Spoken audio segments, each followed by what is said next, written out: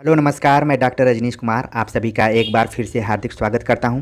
आज के video lecture में हम एक प्रैक्टिस सेट लेकर आए हैं जो कि आगामी प्रतियोगी परीक्षाओं के दृष्टिकोण से महत्वपूर्ण साबित हो सकता है। हालांकि इसको मैंने JNU MA हिंदी साहित्य के दृष्टिकोण से बनाया है, लेकिन ये practice set UGC, NTA NET, UP higher education और अन्य प्रतियोगी परीक्षाओं के दृष्टिकोण से भी महत्वपूर्ण साबित हो सकता है। तो इसलिए आप अपना कीमती समय निकाल कर एक बार इस वीडियो लेक्चर को ज़रूर देखें, ताकि आपकी किसी भी प्रतियोगी परीक्षा जो कि हिंदी साहित्य से संबंधित है उसमें एक सहयोग प्रदान हो सके। एक बार मैं गुजारिश करूंगा कि आप लोग प्ले लिस्ट में ज़रूर जाइए और अपने परीक्षा के मुताबिक जो भी कंटेंट आपको ज़रूरी लगें उनको ज़रूर देखिए। सामान्य हिंदी से लेकर हिंदी साहित्य का इतिहास से संबंधित जितने भी प्रश्न पत्र होने चाहिए या फिर मैटर होने चाहिए वो सारे उपलब्ध हैं। पहले प्रश्न पर अगर चर्चा करें, यहाँ पर सवाल है कि हिंदी साहित्य के उत्तर मध्यकाल को कलाकाल नाम देने वाले विद्वान हैं। उत्तर मध्यकाल यानी कि जो रीतिकाल है उसको क्या कहा जाता है? उत्तर मध्यकाल। किसी ने कमेंट बॉक्स में लिखकर पूछा था कि उत्तर मध्यकाल और पूर्व मध्यकाल को लेकर काफ़ी कन्फ्यूजन है कि किसने इसका नामकरण किया। कई लोग नगेंद्र को मानते हैं, कई आचार्य रामचंद्र शुक्ल को मानते हैं। लेकिन देखिए, जो हिंदी साहित्य का इतिहास लिखा गया है, मेन रूप से जो इतिहासकार हैं उनमें आचार्य रामचंद्र शुक्ल, हजारी प्रसाद द्विवेदी, डॉक्टर बच्चन सिंह, रामस्वरूप चतुर्वेदी, विश्वनाथ त्रिपाठी का नाम प्रमुखता से लिया जाता है। जबकि नगेंद्र, जिन्होंने कि कई लेखकों को मिलाकर हिंदी साहित्य का इतिहास सरलता से अध्ययन करने के दृष्टिकोण से उन्होंने संपादित किया है। तो जितना उनकी पंक्तियों का महत्व काव्य शास्त्र को लेकर है या फिर रीतिकाल पे उन्होंने स्वतंत्र किताब लिखा है या अन्य जो साधारणीकरण है उस पर उन्होंने चर्चा किया है, उतना साहित्य के इतिहास को लेकर उनके कथन इम्पॉर्टेंट नहीं है। और मुश्किल से 15-20 कोटेशंस ही ऐसे हैं जो कि नगेंद्र के लिए याद करने की ज़रूरत है। जहाँ तक इस उत्तर मध्यकाल और पूर्व मध्यकाल की बात है तो मेरे ख्याल से आचार्य रामचंद्र शुक्ल ने ही इसको विभाजित किया था। उन्होंने कहा कि भक्ति काल जो है पूर्व मध्यकाल रहेगा और जो उत्तर मध्यकाल है वो रीतिकाल है। ठीक है, तो कन्फ्यूज होने की नहीं ज़रूरत है। इस प्रश्न का जो सही जवाब है वो है रमाशंकर शुक्ल रसाल। ठीक, यहाँ पर रसाल क्या है? इनका उपनाम है। दूसरा प्रश्न है, हिंदी साहित्य के इतिहास का काल विभाजन करने वाले प्रथम इतिहासकार कौन है? तो प्रथम इतिहासकार का नाम है जॉर्ज ग्रियर्सन। विशल देव रासो की नायिका का नाम क्या है? विशल देव रासो आदिकाल की फेमस रचना, नरपति नाल द्वारा लिखी गई रचना, और इसकी नायिका का नाम पूछा जा रहा है कि कौन है। तो इसका जो सही जवाब है वो है राजमती। अगला जो प्रश्न है, देसी बयाना सब जन मिठा किस भाषा की काव्य पंक्ति है? तो पहले ध्यान में रखिए कि ये जो पंक्ति है विद्यापति की है और देसी बयाना सब जन मिठा देसी भाषा के लिए लिखी गई पंक्ति है। अगला प्रश्न है, किन रचनाकारों की भाषा को संधा भाषा कहा गया है? संधा भाषा। ठीक, तो जो भी विकल्प दिया गया है उसके अनुसार सही जो आंसर है वो है बौद्ध सिद्ध जो कवि थे उनकी भाषा को संधा भाषा कहा गया है। अगला प्रश्न है कि भक्ति काल के किस कवि ने संस्कृत को छोड़कर भी संस्कृत की शास्त्रीय परंपरा का निर्वहन किया है? तो ये थोड़ा सा प्रश्न नए दृष्टिकोण से पूछा गया है। इसका जो सही जवाब है वो तुलसीदास है, लेकिन थोड़ी सी कुछ चीज़ें समझने की ज़रूरत है। तुलसीदास ने जो रामचरितमानस लिखा है अवधि में लिखा है, जो कि लोक भाषा के रूप में उस समय प्रचलित थी।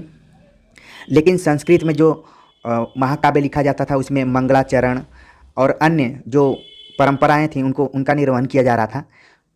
तुलसीदास ने भी रामचरितमानस लिखते समय उन परंपरा को अपनाया है, तो इसलिए सवाल बनाया गया है। ठीक, अगला प्रश्न है, सूफी साधना के 4 पड़ावों में से कौन सा नहीं है? सूफी साधना के 4 पड़ावों पर चर्चा की गई, 4 चरणों पर चर्चा की गई। इन जो भी ऑप्शन दिए गए हैं इनमें से कौन नहीं है? तो सही जवाब है मलकत। बाकी जो भी इसमें नाम है वो सब सूफी काव्य परंपरा के अंतर्गत आते हैं। बल्कि यहाँ पर जो मलकत दिया है ये अगर आपको दे दिया होता हकीकत तो आपका आंसर सही हो जाता। तो ध्यान में रखिए, शरीयत भी है, तरीक़त भी है और हकीकत है, मारिफत है। तो ध्यान में रखिए, कई बार आपको पूछा जा सकता है, तो हकीकत। ठीक, अगला जो प्रश्न है, बावरो रावरो ना भवानी दान बड़ो दिन देत दये बिनु वेद बड़ाई भानी। उपयुक्त पंक्तियों में किसके द्वारा किसे संबोधन की कल्पना है। तो जो भी विकल्प दिए गए हैं उन विकल्पों के आधार पर इसका सही जवाब है ब्रह्मा द्वारा पार्वती को। अगला प्रश्न है भ्रमर गीत प्रसंग का प्रतिपाद्य क्या है। भ्रमर गीत जो कि सूर सागर यानी कि सूरदास द्वारा लिखा गया ग्रंथ है और इसमें उद्धव और गोपियों के बीच में संवाद है। तो इसका जो मुख्य उद्देश्य रहा है, इसको लिखने का उद्देश्य रहा है, वो है सगुण भक्ति की महिमा एवं निर्गुण का खंडन। ठीक है, तो आपने जब उद्धव गोपियों का संवाद पढ़ा होगा तो उसमें भ्रमर गीत के बारे में आप पढ़े होंगे, जिसमें कि सगुण के बरक्स निर्गुण का उसमें खंडन किया गया है। अगला प्रश्न है सूरदास ने अपनी किस कृति के अंत के पद में अपनी वंश परंपरा का परिचय दिया है। ये काफ़ी इंपॉर्टेंट प्रश्न कि सूरदास ने अपने वंश परंपरा का परिचय किस ग्रंथ में दिया है। तो इसका जो सही जवाब है वो है साहित्य लहरी। साहित्य लहरी में दृष्टकूट पद भी पाए जाते हैं। कई बार एग्जाम में सवाल आता है कि सूरदास की किस रचना में दृष्टकूट पद ज़्यादा पाए जाते हैं। तो इसका सही जवाब है साहित्य लहरी में। अगला प्रश्न है कि कौन सा विकल्प रचना और रचनाकार के दृष्टिकोण से गलत है। गलत की जगह पे असत्य भी लिखा जा सकता है। ठीक है, तो इसमें से कौन सा गलत है। तो आप देखिए ये प्रश्न तो केवल एक है, लेकिन विकल्प अगर इस तरीके का दे दिया गया है तो आपके करीब 4 क्वेश्चन तैयार हो जाएंगे। देखिए कवि कुलकंठाभरण श्री दुलह का है, रस सारांश भिखारी दास का है, श्रृंगार रहस्य श्रृंगार सागर ये आलम की रचना नहीं है, रस रहस्य कुलपति मिश्र की है। तो इसका जो सही जवाब होगा, जो गलत है वो क्या है, श्रृंगार सागर आलम की रचना नहीं है। ठीक, अगला प्रश्न जो है युक्ति तरंगड़ी के रचनाकार कौन है। तो जो भी ऑप्शन दिए गए उन ऑप्शंस में सही जवाब है कुलपति मिश्र। अगला प्रश्न है कि इनमें से भारतेंदु युगीन लेखक कौन है। तो तुरंत आपके दिमाग में आना चाहिए कि भारतेंदु युग और उनके मंडल में कौन कौन लेखक शामिल थे। तो देखा जाए तो प्रताप नारायण मिश्र का नाम सबसे पहले आएगा।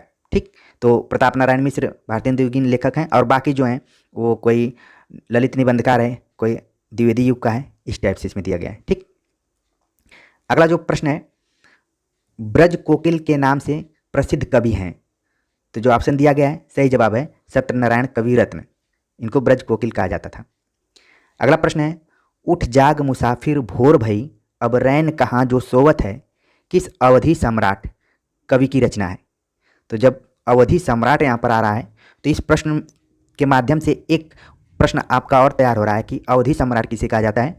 इसका सही जवाब है वंशीधर शुक्ल। ठीक है, और पंक्ति भी उन्हीं की है।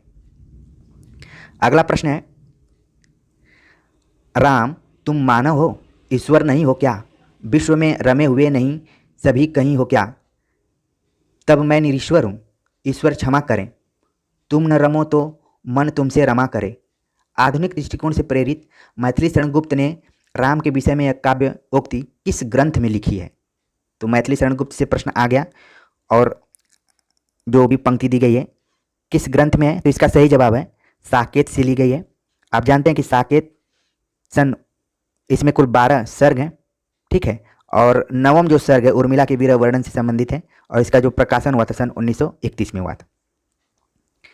अगला प्रश्न मानव अथवा प्रकृति के सूक्ष्म किंतु व्यक्त सौंदर्य में आध्यात्मिक छाया का भान मेरे विचार से छायावाद की एक सर्वमान्य व्याख्या हो सकती है, यह किसका कथन है। तो इसका सही जवाब है नंद दुलारे वाजपेयी। छायावाद के संदर्भ में विभिन्न आलोचकों के जो मत रहे हैं या फिर परिभाषाएं रही हैं छायावाद की, उन पर भी एक वीडियो लेक्चर प्लेलिस्ट में आपको मिल जाएगी, उसको भी जरूर देखिए। अगला प्रश्न है नौका विहार कविता में गंगा की लहरों के बीच चांद के प्रतिबिंब के लिए किस प्रकार की नायिका का उल्लेख है। तो पहले आपके दिमाग में आना चाहिए कि नौका विहार किसकी रचना है। तो पंत द्वारा लिखी गई है नौका विहार। ठीक, और गंगा की लहरों के बीच चांद के प्रतिबिंब के लिए किस नायिका का उल्लेख किया गया है। तो इसका सही जवाब है मुग्धा। अगला प्रश्न है कामायनी के प्रमुख पात्र ईड़ा किसका प्रतीकार्थ है। तो ईड़ा किसका प्रतीक है इसमें। सही जवाब है बुद्धि का प्रतीक है।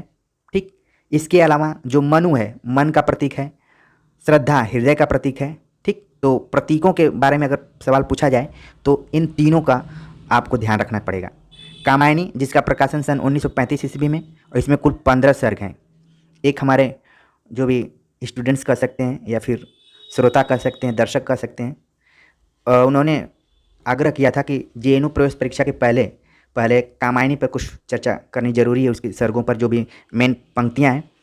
तो धीरे धीरे आप लोगों के जितने भी कमेंट्स आते हैं उन कमेंट्स को मैं काफ़ी सीरियस लेता हूँ, ठीक है। गुड मॉर्निंग गुड इवनिंग को छोड़कर उसको भी सीरियस लेता हूँ, लेकिन जो भी आपकी परीक्षा के दृष्टिकोण से होते हैं उन पर धीरे धीरे काम करता हूँ। और क्योंकि अकेले सारा काम करना है तो थोड़ा सा टाइम लग जाता है, लेकिन एक न एक दिन ज़रूर आपकी जितनी भी इसमें कमेंट शामिल होते हैं उस पर टॉपिक्स तैयार होकर आपको चैनल पर मिलेंगी, ठीक है। अगला जो प्रश्न है, कुरुक्षेत्र, कुरुक्षेत्र से संबंधित कौन सा कथन सही नहीं है। कुरुक्षेत्र जो कि रामधारी सिंह दिनकर द्वारा लिखा गया काव्य ग्रंथ है, ठीक है। तो ये इसके संदर्भ में कौन सा सही नहीं है, तो जो भी ऑप्शन दिए गए हैं ए बी सी डी, तो इसमें सही नहीं है कि यह गांधीवादी विचारधारा पर से प्रभावित है, ये क्या है, गलत है। और बाकी इसका कथानक महाभारत से लिया गया है, इसमें कुल 7 सर्ग हैं, इसमें भीम और युधिष्ठिर के माध्यम से युद्ध एवं शांति विषयक विशद और गंभीर चिंतन प्रस्तुत किया गया है, ये सब क्या है, सही है। और बाकी जो बी विकल्प है वो क्या है, गलत है। तो आपके इसमें 3 प्रश्न तैयार हो गए, ये भी ध्यान रखना है। इस टाइप के जो थोड़े से लंबे प्रश्न आते हैं उनको ध्यान से पढ़िए, तो उसमें पेपर के दौरान आपके अन्य प्रश्नों के भी उत्तर उसमें मिल सकते हैं। तो इसलिए बड़े प्रश्नों को बड़े मानकर कभी छोड़ना नहीं चाहिए, या फिर उनको देख के घबराना भी नहीं चाहिए, ठीक है। मान लीजिए कि आपके किसी भी पेपर में पूछ दिया जाए कि कुरुक्षेत्र में कितने सर्ग हैं, तो आपको अगर न मालूम हो और पता चला कि इस पंक्ति में दिया हुआ है, इस सवाल में दिया हुआ था, तो आप इसका आंसर सही कर सकते हैं। इसी तरीके से पेपर हल करना है। न कोई पूरा सिलेबस तैयार करके जा सकता है, न पूरा हिंदी साहित्य का इतिहास और उसके अन्य जो पक्ष हैं उसको याद कर सकता है, कितना याद करेगा कोई।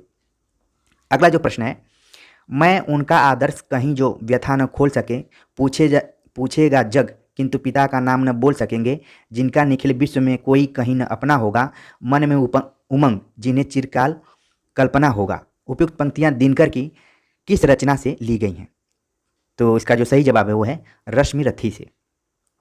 अगला प्रश्न है कि निम्नलिखित में से किस कवि को मार्क्सवादी चेतना का कवि माना जाता है, ठीक है। तो जो भी ऑप्शन दिया गया है उन ऑप्शंस के आधार पर इसका जो सही जवाब है वो है केदारनाथ सिंह।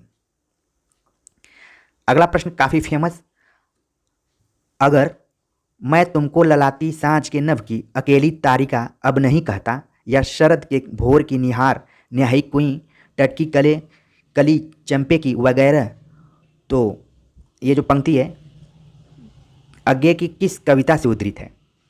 जिन लोगों ने बीएचयू से ग्रेजुएशन किया होगा तो बीए 3rd ईयर में इस कविता को पढ़ना था हमें, और एक सर थे जो पढ़ाते थे, उनको एक कविता पूरी याद थी।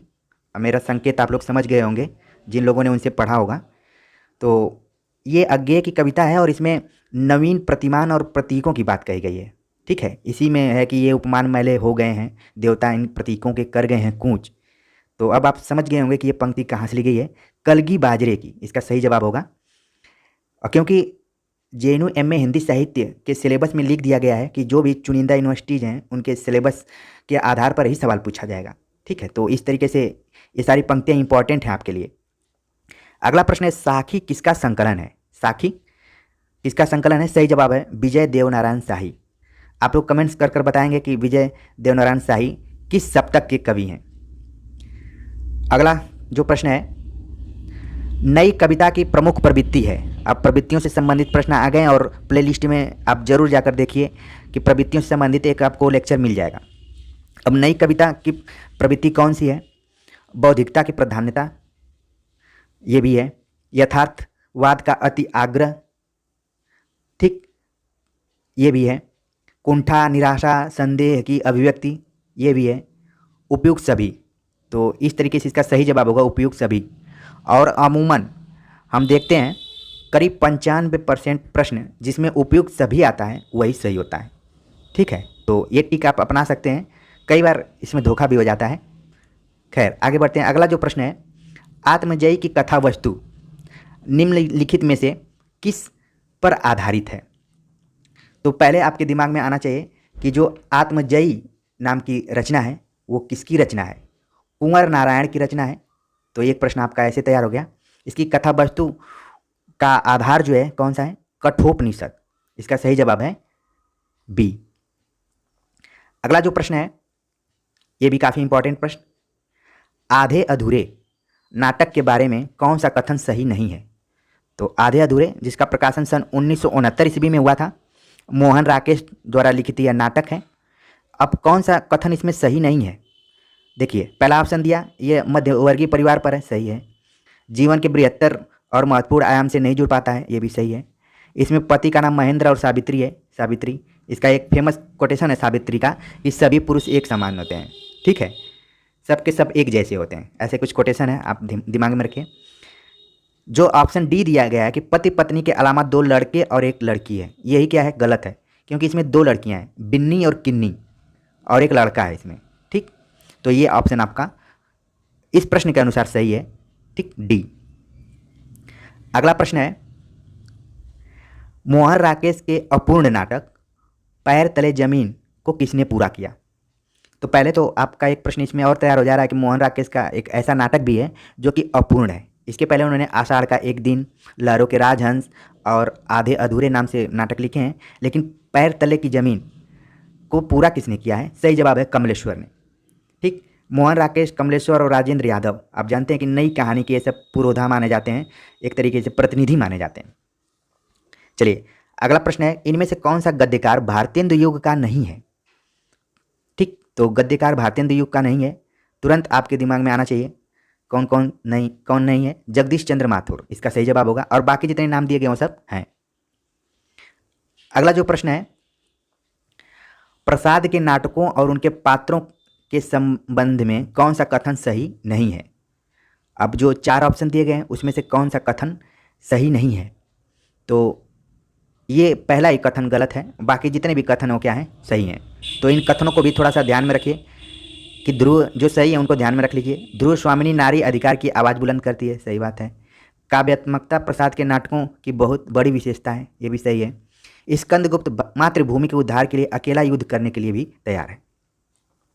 अगला प्रश्न है, स्कंदगुप्त नाटक में क्रांति उपस्थित है, यह चेतावनी किसने दी है? सही जवाब है अनंत देवी। स्कंदगुप्त, जिसका प्रकाशन सन 1928 ईस्वी में हुआ था, और इसमें अनेक पात्र हैं, स्त्री पुरुष, उन पात्रों का भी नाम आपको ध्यान में रखना चाहिए। नाटक पर मैं एक वीडियो है जिसमें कि स्कंदगुप्त, चंद्रगुप्त और ध्रुव स्वामिनी, इन तीनों पर चर्चा की गई है, आप उसे भी जाकर देख सकते हैं। अगला प्रश्न है कि निम्नलिखित में से कौन कार्यावस्था के अंतर्गत नहीं आती है? कार्यावस्था के अंतर्गत नहीं आती है। कुल कार्यावस्थाएं क्या हैं? 5 प्रकार की होती हैं, उनमें से इसमें से कौन नहीं है? इसका जो सही जवाब है वो है उत्पाद्या। अगर कार्यावस्था की बात करें तो प्रारंभ, प्रयत्न, प्राप्त्याशा, नियताप्ति, फलागम, ये 5 कार्यावस्थाएं होती हैं। तो ध्यान में रखिए, कई बार ये पूछ लेगा कि कितनी होती हैं, ठीक है। अगला प्रश्न, व्यक्तिवादी उपन्यासकारों की परंपरा में कौन नहीं है? जो भी ऑप्शन दिए गए हैं उन ऑप्शन के आधार पर सही जवाब है गोपाल गहमरी। इनको किस में माना जाता है? जासूसी उपन्यासकार माना जाता है गोपाल गहमरी को। और बड़े ही रोचक बात है कि गोपाल गहमरी ने कुल 200 उपन्यास लिखा है, ठीक है। तो एक तरीके से उपन्यास सम्राट के रूप में प्रेमचंद को जाना जाता है, लेकिन गोपाल गहमरी कहीं आगे दिखाई पड़ रहे हैं प्रेमचंद से। आप कमेंट कर कर बताइए कि प्रेमचंद ने तो 300 कहानियाँ लिखी हैं, लेकिन उपन्यास कितने लिखे हैं? जबकि मैंने बता दिया कि गोपाल गहमरी कुल 200 उपन्यास लिखे हैं और जासूसी टाइप के ये उपन्यास लिखा करते थे। इनको कानन डायल भी कहा जाता है हिंदी का, ठीक है। अगला प्रश्न है, फ्रायड के मनोविज्ञान से प्रभावित उपन्यासकार कौन है? फ्रायड, जिसने कि मनोविश्लेषणवाद नाम का सिद्धांत दिया था, चेतन, अवचेतन, अचेतन, 3 तरह के मनों की बात की गई है। तो उस पर आधारित हिंदी में कौन कौन से उपन्यास हैं और उपन्यासकार हैं? तो इसमें उपन्यासकार को पूछा जा रहा है कौन है? इसका सही जवाब है अज्ञेय। इसके अलावा है ईलाचंद जोशी और जैनेन्द्र का भी नाम आता है, तो ध्यान में रखिए। अगला प्रश्न है, स्त्री की सफलता पुरुष को बांधने में है, किंतु सार्थकता पुरुष की मुक्ति में है। एक बार फिर से इसको पढ़ते हैं, स्त्री की सफलता पुरुष को बांधने में है, किंतु सार्थकता पुरुष की मुक्ति में है। बाणभट्ट की आत्मकथा में यह कथन किसका है? बाणभट्ट की आत्मकथा, जो कि हजारी प्रसाद द्विवेदी द्वारा लिखा गया उपन्यास है। कई बार एग्जाम में पूछ लिया जाता है कि बाणभट्ट की आत्मकथा किस विधा की रचना है? तो उपन्यास है, ठीक है। ये जो कथन है ये है महामाया भैरवी द्वारा इस कथन को कहा गया है। अगला प्रश्न है किसने किससे कहा है, बताना है आपको। मैं फिर काम शुरू करूंगा, यहीं इसी गांव में मैं प्यार की खेती करना चाहता हूँ। आंसू से भीगी हुई धरती पर प्यार के पौधे लहलहाएंगे, मैं साधना करूंगा। किसने किससे कहा है, तो इसका सही जवाब है डॉक्टर प्रशांत ने ममता से कहा है। और ये कोटेशन लिया गया है, ये मैला आंचल फणीश्वरनाथ रेणु के उपन्यास से लिया गया है, जिसका प्रकाशन सन 1954 ईस्वी में हुआ था। तो इन फैक्ट्स को भी, तथ्यों को भी अपने ध्यान में रखिए। बाकी जब भी मैला आंचल आप पढ़िए तो उसकी भूमिका को जरूर पढ़िए, उससे कई बार सवाल पूछ लिए जाते हैं, और पात्रों को तो ध्यान में रखना ही है। अगला जो प्रश्न है, मुन्नी मोबाइल किसका उपन्यास है, तो जो भी इसमें ऑप्शन दिए गए हैं उन ऑप्शंस के आधार पर इसका सही जवाब है प्रदीप सौरभ। अगला प्रश्न है, बावन ने दो आज़ाद देशों की, हिंदुस्तान और पाकिस्तान की ईमानदारी को, इंसानियत को बस 2 डग में नाप लिया। ये किसका कथन है, सही जवाब है इसका फणीश्वरनाथ रेणु।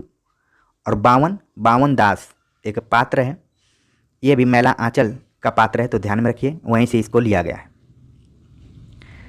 अगला प्रश्न है, मृत्यु के कुछ समय पहले स्मृति बहुत साफ हो जाती है, जन्म भर की घटनाएं एक एक करके सामने आती हैं, सारे दृश्यों के रंग साफ होते हैं, समय की धुंध बिल्कुल उन पर से हट जाती है। उपयुक्त गद्यांश किस कहानी से उद्धृत है, तो ये गद्यांश, ये जो कथन है किस कहानी से लिया गया है, तो वो हिंदी साहित्य की सबसे कालजयी कहानी, यहाँ तक कि उसको आधुनिकता बोध की भी कहानी माना गया, और नई कहानी से भी पहले की एक अलग तरीके की कहानी उसको माना गया है, और उसके वजह से उसके कहानीकार हिंदी जगत में छा गए। सही जवाब इसका उसने कहा था। ठीक है, उसने कहा था से ये पूरी पंक्ति ली गई है। अगला जो प्रश्न है, निम्नलिखित में से कौन सा कहानीकार ग्रामीण चेतना का नहीं है, ग्रामीण चेतना का कहानीकार कौन सा नहीं है, जो भी ऑप्शन दिए गए हैं उनमें सही जवाब है निर्मल वर्मा, जो कि मध्य वर्ग और उत्तर आधुनिकता टाइप की कहानी लिखा करते थे, और इनकी पहली कहानी को नई कहानी, इनकी कहानी परिंदे को पहली नई कहानी माना है, वो भी डॉक्टर नामवर सिंह ने। ठीक है, तो इसको भी ध्यान में रखिए, कई बार पूछ लिया जाता है कि परिंदे किसकी रचना है, या फिर हिंदी की पहली नई कहानी कौन है, किसे माना जाता है, किसने माना है, तो ये सारी चीज़ें आपको ध्यान में होनी चाहिए। अगला प्रश्न है, हिंदी नई चाल में ढली, भारतेंदु की यह पंक्ति किस पुस्तक से ली गई है। भारतेंदु ने ये बात सन 1873 ईस्वी में कही थी, और कालचक्र नाम की एक उनकी इतिहास से संबंधित बुक है, उसमें इसका जिक्र किया उन्होंने। अगला प्रश्न है, हिंदी में स्त्री विमर्श की अवधारणा को चर्चा में लाने का श्रेय किस कथाकार को दिया जाता है, तो इसका जो सही जवाब है राजेंद्र यादव। ठीक है, अगला प्रश्न है कि निम्नलिखित में से उस समालोचक का नाम बताइए जो समालोचक के साथ साथ जनवादी कवि भी थे, तो इसका जो सही जवाब है इन ऑप्शंस के आधार पे रामविलास शर्मा। रामविलास शर्मा ने कई महत्वपूर्ण किताबें भी लिखी हैं, जिसमें कि तुलसीदास से संबंधित, भारतेंदु हरिश्चंद्र, महावीर प्रसाद द्विवेदी, प्रेमचंद। ठीक है, नई कविता पर इन्होंने कुछ काम किया है। अच्छा, और आप कमेंट कर बताइए कि रामविलास शर्मा समालोचक के साथ जनवादी कवि भी हैं, ये बात तो सही हो गई, लेकिन ये किस सप्तक से संबंधित है। सप्तकों पर काफ़ी मैंने विस्तार से चर्चा किया हुआ है, प्लेलिस्ट में पूरा अंक पड़ा हुआ है, एक बार मेहनत करके जरूर खोजिए और उसको पढ़िए, काफ़ी आपको फायदा मिलेगा इसका। अगला प्रश्न है, किसी व्यक्ति वस्तु या संदर्भ का तटस्थ अंकन करने वाली साहित्यिक विधा का नाम है। ठीक है, तो उसका सही जवाब है रेखा चित्र, और आप जानते हैं रेखा चित्रों के लिए किसे जाना जाता है हिंदी साहित्य में सबसे ज़्यादा, महादेवी वर्मा। अगला प्रश्न है, भारतीय नारी की समस्याओं को आधार बनाकर महादेवी वर्मा ने कौन सा ग्रंथ लिखा है, तो इसका सही जवाब है श्रृंखला की कड़ियाँ। अगला प्रश्न है कि वर्ष 2016 का साहित्य अकादमी पुरस्कार नासिरा शर्मा को उनके किस उपन्यास पर दिया गया, तो नासिरा शर्मा के किस उपन्यास पर दिया गया, सही जवाब है पारिजात। और 2020-21 के साहित्य अकादमी संबंधित पुरस्कारों पर मैंने चर्चा की है, जो नवीनतम पुरस्कार दिए गए हैं, एक वीडियो लेक्चर है, जरूर इसको देखिए। अगला प्रश्न है, चिरंजीवी जूरी जुरे क्यों न स्नेह गंभीर, को घटिए विश्व भानुजा वे हलधर के वीर। इस दोहे में व्यंजना या लक्षणा या शब्द शक्तियों से संबंधित ये प्रश्न है। इस दोहे में क्या है? तो जो ऑप्शन दिया गया है, तो इसका सही जवाब है अभिधा मूला शाब्दी व्यंजना। अच्छा, कई बार जैसे क्या है ना कि नीचे की ही पंक्ति पूछ ली जाती है और पूछ लिया जाता है कि कौन सी इसमें व्यंजना है, तो ये भी ध्यान में रखें। अगला प्रश्न है कि जहां बिना कारण के कार्य होता है वहां कौन सा अलंकार होता है? तो इसका सही जवाब है विभावना। अगला प्रश्न, जिस भाषा में अरबी, फारसी, तुर्की शब्दों का अधिक प्रयोग होता है वह कौन सी भाषा है? तो सही जवाब है हिंदुस्तानी। अगला प्रश्न, हिंदी भाषा के सतत प्रवाह को ठीक एक जैसे रूप में विकसित हुआ न देख उसके एक विशेष युगीन रूप को निम्नलिखित भाषाविद ने पुरानी हिंदी कहा। तो जो ऑप्शन दिया गया है, पुरानी हिंदी किसने कहा था, कई बार सीधे एक सेंटेंस में पूछ लिया जाता है, लेकिन इस बार प्रश्न को थोड़ा सा अलग स्वरूप प्रदान करने के लिए कुछ इसमें जोर दिया गया है। नहीं तो कई बार पूछ लिया जाता है पुरानी हिंदी नामकरण किसने किया। सही जवाब है चंद्रधर शर्मा गुलेरी। अगला प्रश्न है, दृश्यांकित करने से पूर्व कथा को ध्यान में रखकर दृश्यों का जो विवरण तैयार किया जाता है उसे क्या कहते हैं? सही जवाब है इन विकल्पों के आधार पर पटकथा। ठीक है, पहले अगर कोई चीज़ रंगमंच पे मंचित करने से पहले पटकथा लिखी जाती है, फिर बाद में उसका मंचन किया जाता है। तो यही प्रश्न में पूछा गया है। अगला प्रश्न है कि निम्नलिखित में से कौन नदी के द्वीप उपन्यास का पात्र नहीं है? नदी के द्वीप उपन्यास किसका है? अज्ञेय द्वारा लिखा गया उपन्यास, सन 1951 ईस्वी में इसका प्रकाशन हुआ था। अब इसके पात्रों के बारे में पूछा जा रहा है कि कौन से पात्र नहीं है। इसका सही जवाब है कि मृगनयनी और मान सिंह इसके पात्र नहीं है, और बाकी जितने भी नाम दिए गए सारे इस उपन्यास के पात्र हैं। अगला प्रश्न,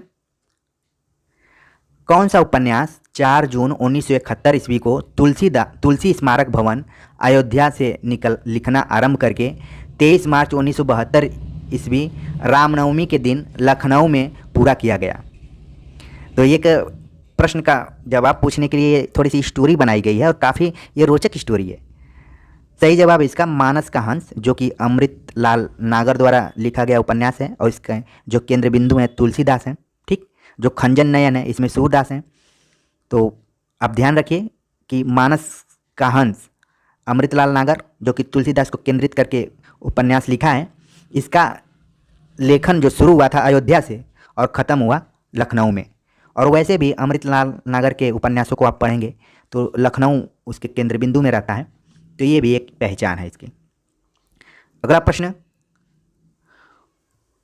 तुलसी, बिहारी, मतिराम और वृंद आदि कवियों की 7 सहियों का संकलन सतसई सप्तक में हुआ है। सतसई सप्तक के संकलनकर्ता कौन थे? ये काफ़ी इंपॉर्टेंट कि 1, 2, 3, 4 कवियों की सतसइयों को संकलित किया गया है, और इसके संकलनकर्ता कौन है? तो इसका सही जवाब है डॉक्टर श्याम सुंदर दास। डॉक्टर श्याम सुंदर दास, इसका जो सही जवाब है डॉक्टर श्याम सुंदर दास ने किया है। और जब मैंने हिंदी साहित्य का दूसरा इतिहास अभी द्विवेदी युग से अब तक का जो पार्ट है उसमें बताया था कि बच्चन सिंह का कहना है कि वो एकदम से अकादमीय व्यक्ति थे, अकादमिक आलोचक थे। ठीक है, तो सिलेबस तैयार करना या फिर पाठ्य पुस्तकों का निर्माण करना श्याम सुंदर दास को काफ़ी अच्छा लगता था। इसलिए आप देख रहे हैं कि 4 महत्वपूर्ण कवियों के सतसइयों को एक जगह उन्होंने इकट्ठा किया है। अगला इंपॉर्टेंट प्रश्न, 11वां विश्व हिंदी सम्मेलन किस देश में हुआ? सही जवाब है मॉरिशस। अगला प्रश्न, मनुष्य को सुख कैसे मिलेगा? बड़े बड़े नेता कहते हैं वस्तुओं की कमी है और मशीन बैठाओ और उत्पादन बढ़ाओ और धन की वृद्धि करो और वाद्य उपकरणों की ताकत बढ़ाओ।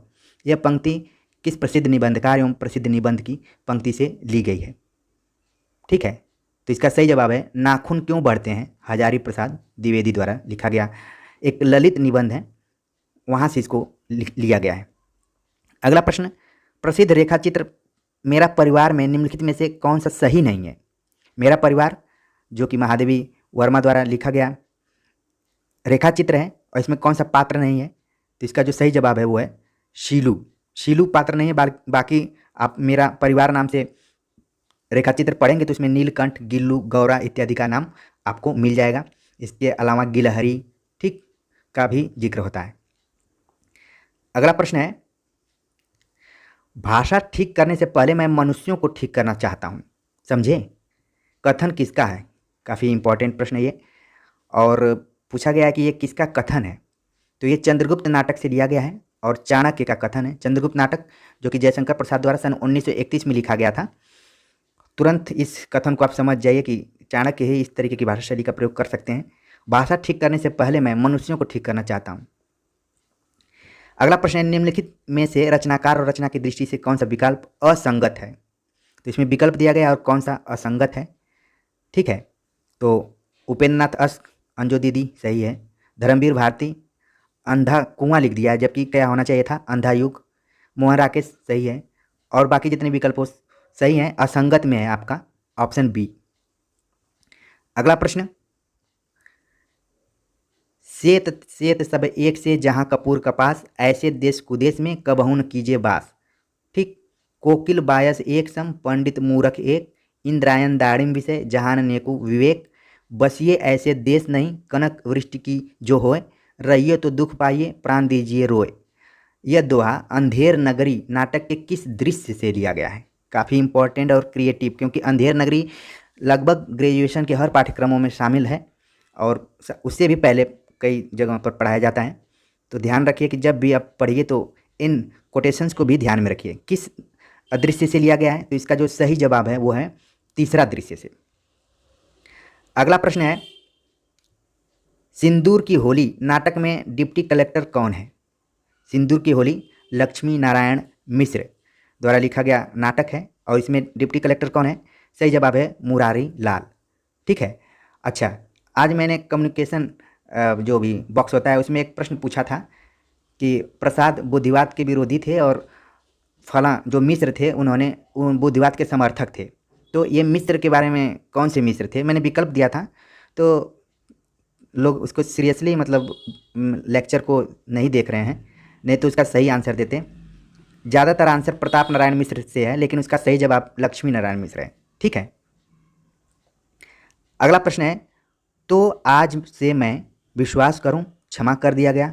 उपयुक्त कथन जयशंकर प्रसाद की आकाशदीप कहानी के किस पात्र द्वारा कहा गया है? एक बार फिर से कोटेशन पढ़ते हैं। तो आज से मैं विश्वास करूं क्षमा कर दिया गया, ये सही जवाब है बुद्धगुप्त का ये कथन है। अगला प्रश्न है, फणीश्वर नाथ रेणु कृत लाल पान की बेगम। लाल पान की बेगम भी हर जगह के पाठ्यक्रमों में लगभग शामिल रहती है। कहानी में जीभ के झाल को गले में उतार कर बिरजू की माँ ने किसे आवाज़ दी? जीभ के झाल को गले में उतार कर बिरजू की माँ ने किसे आवाज़ दी? ऑप्शन जो दिया गया है इसमें सही जवाब है अपनी बेटी को। तो इसमें बेटी जो है उसका नाम है चंपिया। और आप जानते हैं कि ये लोग मेला देखने की तैयारी कर रहे हैं और इनके पिताजी गाड़ी लाने गए हैं और लेट हो रहा है, और बिरजू की माँ की जो मनोदशा है उसका बड़ा ही ज़बरदस्त चित्रण फणीश्वर नाथ रेणु ने लाल पान की बेगम में किया है। बड़ी ही इंटरेस्टिंग कहानी है, समय मिलेगा तो ज़रूर आप लोग पढ़िएगा।